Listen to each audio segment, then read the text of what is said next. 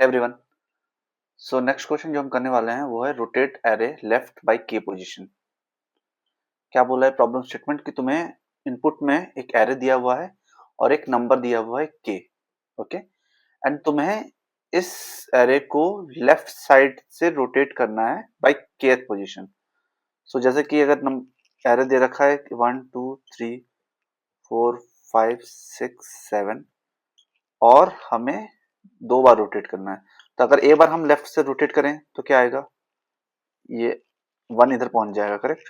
So 2 3 4 5 6 7 1 and now दूसरी बार rotate करें तो it will B 3 4 5 6 7 1 2। So 2 bar rotate करने पे हमारा एरे कुछ ऐसा दिखेगा। तो हमें के गिवन होगा और एक एरे गिवन होगा और हमें उसे रोटेट करना है 2 times. So how can we do that? जो ब्रूट फोर्स सॉल्यूशन जो हमारे दिमाग में आ रहा है विच इज लाइक कि मैं के टाइम्स एक लूप चला लूंगा एंड फर्स्ट थिंग इज कि के कुछ भी हो सकता है। तो अगर by chance n is size of array, correct, तो k can be greater than n also. So अगर बाय चांस एन हमारा 5 है, करेक्ट, एंड के हमारा 6 है, तो 1 2 3 4 5 और के हमारा 6 है।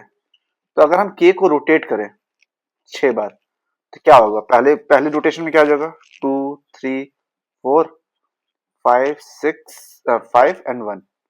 फर्स्ट रोटेशन ये। सेकेंड रोटेशन क्या हो जाएगी? 3 4 5 1 2। थर्ड रोटेशन क्या हो जाएगी? 4 5 1 2 3। फोर्थ रोटेशन क्या हो जाएगी? 5 1 2 3 4। फिफ्थ रोटेशन क्या हो जाएगी? 1 2 3 4 5 एंड सिक्स्थ रोटेशन क्या हो जाएगी? 2 3 4 5 1, करेक्ट।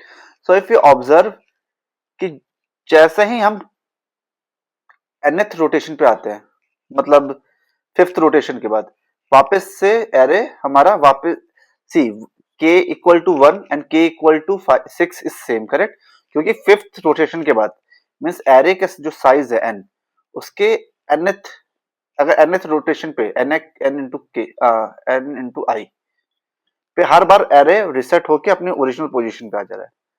सो अगर हमने के पे एक चेक लगा दिया तो हमें 6 बार रोटेट करने की जरूरत नहीं। अगर हमने इस एरे को एक बार भी रोटेट कर दिया होता तो हमें आउटपुट मिल जाता, correct. So we have saved our time by multiple times, correct. So अगर हमने के को मॉड्यूलो n कर दिया तो 6 मॉड्यूलो 5 विच इज 1, करेक्ट। तो हमें हर बार अपना एलिमेंट मिल जाएगा, हर बार अपना एरे रोटेट होके मिल जाएगा। अगर इसमें के 5 होता, करेक्ट, तो 5 मॉड्यूलो 5 विच इज 0। सो हमें इस एरे को रोटेट करने की जरूरत ही नहीं पड़ेगी। हमें इस एरे को रोटेट करने की जरूरत ही नहीं पड़ेगी। सो सबसे पहले तो हमें यही करना है कि के को एक स्मॉलेस्ट नंबर तक ले आना, विच सो दैट के should be less than n, ठीक है। अब जो ब्रूट फोर्स हमारे दिमाग में आ रहा है इज लाइक कि मैं एक लूप चला दूं 0 टू k माइनस 1 एंड एक एक एलिमेंट शिफ्ट कर दूं सब, जो हमने डिस्कस किया था, करेक्ट, कि पहले मैंने एक एलिमेंट लेफ्ट को शिफ्ट कर दिया। So rotate array left by 1 position. इसका मतलब क्या है कि 1 2 3 4 5 है हमारा, करेक्ट। अब मैंने k2 है तो k0 पे क्या होगा? एक पोजीशन रोटेट हो जाएगी 5 2 3 4 5 1। अब k इक्वल टू 1 पे एक और पोजीशन हो जाएगी 3 4 5 1 2, करेक्ट। सो ये हमने ब्रूट फोर्स करके के को रोटेट कर दिया। अब हम रोटेट कैसे करेंगे एक पोजीशन? It is simple. हमने एक टेम्प एलिमेंट ले लिया, फर्स्ट एलिमेंट को हमने उसमें स्टोर कर दिया, एंड देन बाकी एलिमेंट को मैंने 0 से for i equal to 0 to n-2 I am just एक एक पोजीशन पे शिफ्ट कर रहा हूं। मेरा जो भी है i+1 पे मैंने मूव कर दिया, मतलब यहां से स्टार्ट किया तो मैंने यहां इसको 2 असाइन कर दिया, इसको 3 कर दिया, इसको 4 कर दिया, इसको 5 कर दिया, एंड जो लास्ट में मेरा एलिमेंट बचा है एरे n-1 वो मैंने टेम्प से असाइन कर दिया। सो इस तरह से हम एरे को रोटेट कर सकते हैं। इसकी टाइम कॉम्प्लेक्सिटी कितनी होगी? टाइम कॉम्प्लेक्सिटी होगी इसकी, हम क्योंकि पूरे एरे को रोटेट कर रहे हैं एक बार n, और कितनी बार कर रहे हैं? k बार, तो n क्रॉस k। और स्पेस कॉम्प्लेक्सिटी कितनी होगी? हम कोई एक्स्ट्रा वेरिएबल, एक दो वेरिएबल यूज कर रहे हैं but not a big space, so ये होगा constant space. Can we optimize it? अगर हमें इसे ऑप्टिमाइज करना है मतलब इसको हमें अराउंड ऑर्डर ऑफ n के पास लाना होगा, करेक्ट? अब केवल ऑर्डर एरे को ट्रैवर्स करके हम इसको कैसे रोटेट कर सकते हैं? तो यू सी कि अगर कोई k हमें रिटर्न में आ रहा है, करेक्ट, इनपुट में आ रहा है, so in case of this 1 2 3 4 5 6 7 means यहां से हमारा कहीं ना कहीं पार्टीशन हो रहा है। ये हमारे को स्टार्टिंग में चाहिए ये वाला पार्ट, एंड ये वाला in the end, correct? In the end अगर हम सोचे तो कैसे ला सकते हैं? कहीं ना कहीं ये, अगर हम इसको एरे को रोटेट करके देखें, will that work? So for example हमने इस एरे को रोटेट किया तो क्या आएगा? 2 1, एंड इस वाले एरे को रोटेट किया 7 6 5 4 3, तो ऐसा हमें कुछ नहीं मिल रहा, बट अगर हमने इसको रोटेट किया तो हमें जो आउटपुट चाहिए उसके रिवर्स वाला एरे मिल रहा है हमें, करेक्ट? अगर हमने इसको रिवर्स कर दिया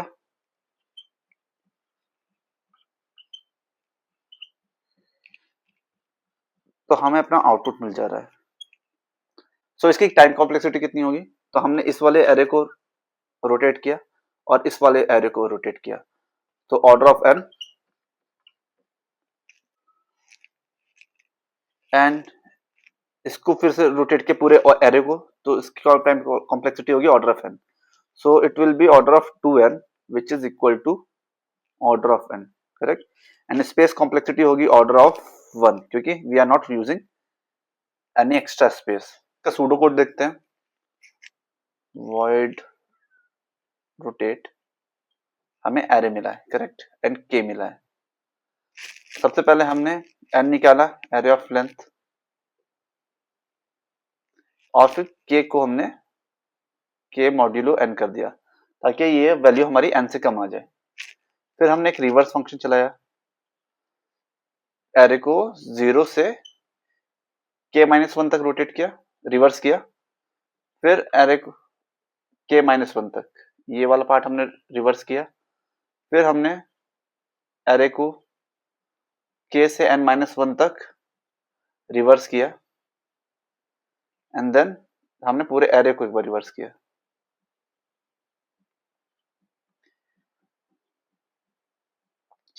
how to reverse an array, ये ऑलरेडी वीडियो मैंने डाल दिया है, you can check previous video for that.